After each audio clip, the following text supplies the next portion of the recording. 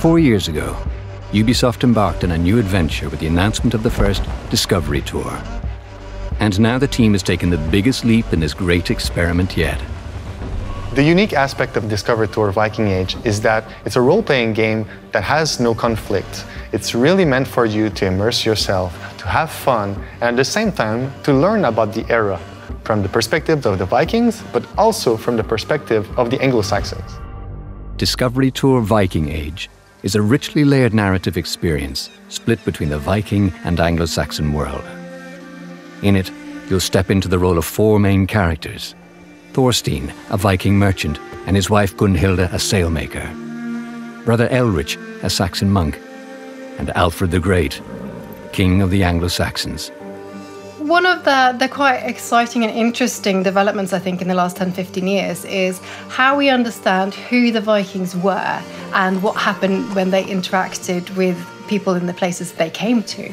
Explaining a time period is very interesting if you're seeing it from all perspectives. And we think that showing it from a Nordic saga and an Anglo-Saxon chronicle, it helps to better understand the richness and complexity of a time period also. And what's really fabulous about this game is that it brings them all together, and we can get a sense of a very vibrant society, and a society that was by no means cut off from the wider world at all. It's one of these sort of stereotypes about the Middle Ages. So people really did have a sense of the world beyond themselves.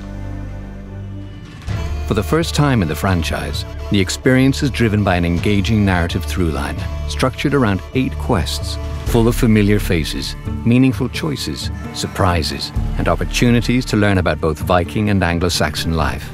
The initial Discovery Tour had a lot of experiences where the player got to sort of see history and be within that history. Now, they're doing this learning by doing, and there, not only are you in the world, but you actually have agency. We're not just learning about an ancient Viking ship. We're building the ship ourselves. When I teach about a notion, some concept, they have like a visual. So it captivates my students, and afterwards they, oh, I remember, I've seen it in the game. This narrative will even take players to the realms of Jotunheim and Asgard to learn fascinating details about Norse mythology. There is a wealth of unlockable content to explore and earn, like the Elderman armor set and his mount, a legendary short sword, unique tattoos, a new raven, and the amazing Slygdertani, a ship inspired by Viking mythology. These unlockables are all redeemable in Valhalla's mainline experience. Along your journey, you'll also encounter discovery sites and behind-the-scenes capsules, which are optional waypoints diving deeper into the historical context of the Viking Age and revealing insights on Valhalla's development process. Throughout its creation, Ubisoft worked closer than ever with leading specialists in Norse and Anglo-Saxon history.